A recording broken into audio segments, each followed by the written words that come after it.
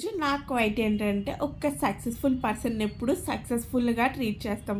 ఒక ఫెయిల్యూర్‌ని ఎందుకు సక్సెస్‌గా ట్రీట్ చేయలేము? ఎందుకంటే దీనికి ఎవరికీ ఆన్సర్ లేదు కదా!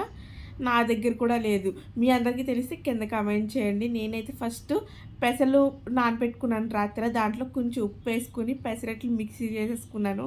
దాన్ని పెసరట్టు కింద వేసుకున్నాను. పక్కన బాండీ పెట్టి ఆయిల్ వేసి జీలకర్ర, ఆవాలు, వెల్లుల్లి, ఉల్లిపాయలు, గార్లిక్, కొత్తిమీర, కరివేపాకు అన్నీ వేసేసుకున్నానండి.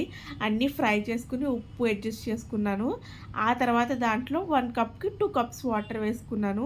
దీంతో ఉప్మా చేసేసుకున్నాను. సైమల్టేనియస్‌గా పెసరట్టు వేసేసుకున్నాను. నాకైతే పెనం మీదే ఉప్మా వేసేయడం ఇష్టం ఉండదండి. ప్లేట్‌లోకి తీసుకొని మన పెసరట్టుని బాగా రోస్ట్ చేసుకున్న దాన్ని మన చేత్తో మనకి ఎంత ఉప్మా కావాలంటే అంత ఉప్మా వేసుకొని ఫోల్డ్ చేసుకుంటే ఉంటదండి నా సామిరంగా.